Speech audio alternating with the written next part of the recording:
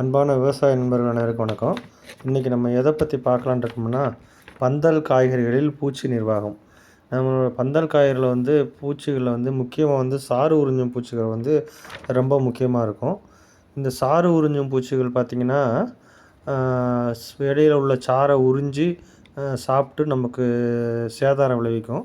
So சாறு உறிஞ்சும் பூச்சிகளை கட்டுப்படுத்துறது முக்கியம். அசுவினி, தத்துப்பூச்சி, வெள்ளை ஈ, த்ரிப்ஸு அப்படின்ற வால்பேன் போன்றவைகள்லாம் சாறு உறிஞ்சும் பூச்சிகளில் வரும். ஸோ இதை நம்ம கட்டுப்படுத்துறது ரொம்ப முக்கியம். அதற்கு முன்பாக நம்மளோட சேனல் வேளாண் பீடியா அப்படின்ற யூடியூப் சேனல். இதில் நிறைய விவசாய நண்பர்கள் சேனலை பார்க்குறீங்க. அவங்க அனைவரும் சப்ஸ்கிரைப் பண்ணுங்கள், ஜாயின் பண்ணி எங்களுக்கு சப்போர்ட் பண்ணுங்கள். இப்போ சாறு உறிஞ்சும் பூச்சிகளில் முதலாக பார்த்திங்கன்னா அசுவினி வரும். அசுவினிங்கிறது ஏஃபிட் எல்லோரும் பார்த்துருப்பீங்க. ரெண்டாவது தத்துப்பூச்சி. தத்துப்பூச்சிங்கிறது லீஃப் ஹாப்பர். மூன்றாவதாக பார்த்திங்கன்னா ஒயிட் ஃப்ளை கிடைக்கும். ஒயிட் ஃப்ளைங்கிறது வெள்ளை ஈ. வெள்ளை ஈ எல்லா செடிகள்லேயும் கத்திரி, வெண்டை, தக்காளி எல்லாத்துலேயும் இருக்கும். அடுத்தது த்ரிப்ஸுங்கிறது வால்பேன். இந்த த்ரிப்ஸு வால்பேன் ரொம்ப ரொம்ப இம்பார்ட்டன்ட். ஏன்னா எல்லா மருந்துகளையும் நம்ம கண்ட்ரோல் பண்ணலாம். ஆனால் வால்பேனை கண்ட்ரோல் பண்ணுறது ரொம்ப ரொம்ப சிரமமான சுச்சுவேஷனாக இருக்குது. அதே சமயத்தில் இதுக்கு நம்ம பொதுவாக பூச்சி மருந்துகளான இமிடாக்ளோபிரிடோ அல்லது தயாமீத்தாக்சம் அப்படின்ற அக்டாரா அப்படின்ற மருந்தோ அல்லது அசட்டாப்பு என்ற மருந்தோ யூஸ் பண்ணலாம். தயாமீத்தாக்சம்னா உங்களுக்கு கிடைக்குது சிஞ்சென்டா கம்பெனியில்.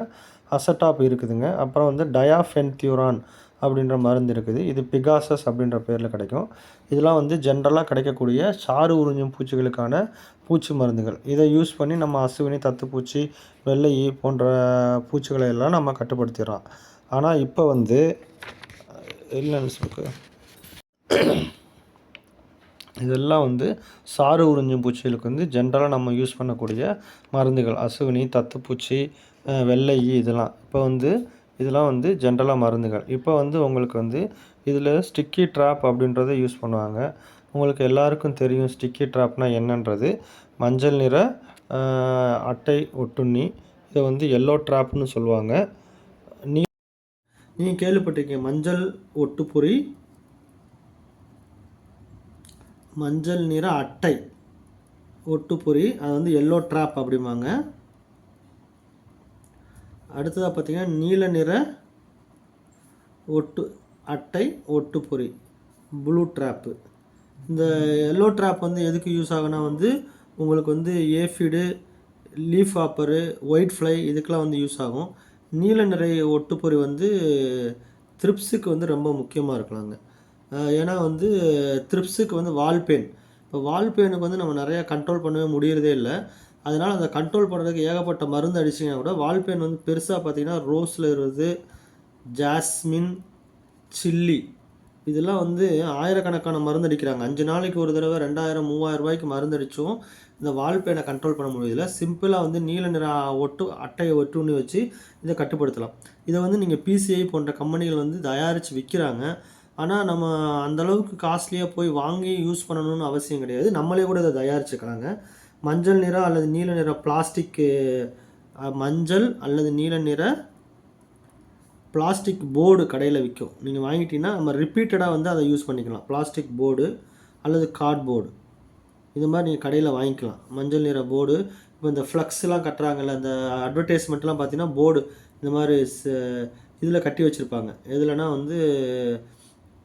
உங்களுக்கு போஸ்ட் மரம் இதிலலாம் வீட்டுக்கு முன்னாடி இதெல்லாம் இந்த ஒரு போர்டு பாலி வினைல் போர்டில் கட்டியிருப்பாங்க. மஞ்சள் நிறத்தில் சிலது இருக்கும், நீல நிறத்தில் இருக்கும். அது கூட நம்ம வாங்கிக்கலாங்க கடையில். வாங்கிட்டிங்கன்னா நீங்கள் ரிப்பீட்டடாக இதை யூஸ் பண்ணிக்கலாம். அல்லது மஞ்சள் நிற பிளாஸ்டிக் இதாகனா யூஸ் பண்ணிக்கலாம். அதில் நம்மளே ஒட்டு பசையை ஏற்படுத்திக்கலாம். ஒட்டும் பசை என்ன போடலாம் அப்படின்னா, இந்த இது இருக்குது பார்த்தீங்களா, கேஸ்டர் ஆயில், ஆமணக்கு எண்ணெய். ஆமணக்கு எண்ணெயை ப்ளஸ்ஸு கிரீஸு அப்படி இல்லைனா உங்களுக்கு இந்த இன்ஜின் ஆயில் இருக்கு இல்லையா, இன்ஜின் ஆயில். விவசாயிகள் இன்ஜின் ஆயில் இருக்கும். இன்ஜின் ஆயில் ஊற்றிட்டு இந்த மேலே எல்லா பக்கமும், இந்த பக்கம் ஃபுல்லாக, அதே மாதிரி பின்னாடி உள்ள பக்கம் சின்ன ப்ரஷ் எடுத்துக்கோங்க. ப்ரஷ்ஷை எடுத்து அது மேலே பூசிக்கோங்க. பூசிட்டு மஞ்சள் நிற அட்டை தனியாக வாங்கிக்கணும், நீல நிற அட்டை தனியாக வாங்கிட்டு அது ரெண்டுத்துலேயும் கிரீஸை ஒட்டிக்கிறணும். ஓகேங்களா. ஒட்டிட்டு இருபுறமும் பசையை தடவிட்டு இந்த மாதிரி ஒரு அட்டை கிடைக்கும்.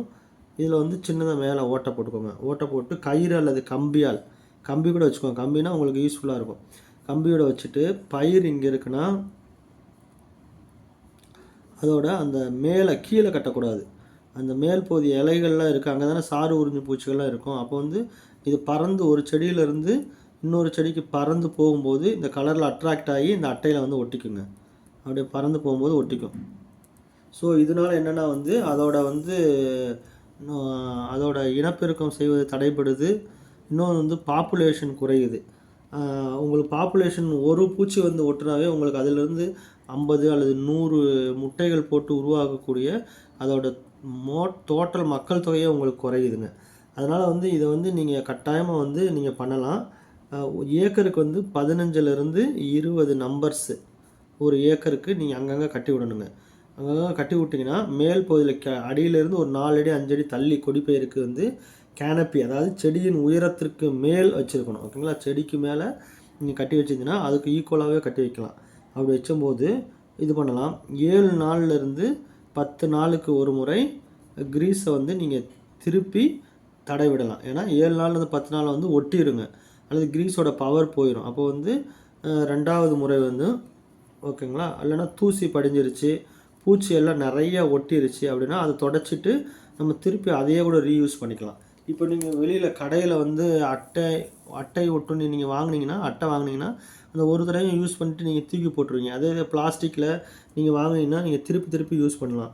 எந்தெந்த பயிருக்கெலாம் நம்ம யூஸ் பண்ணலாம் அப்படின்னு பார்த்தீங்கன்னா, காய்கறிகளில் வந்து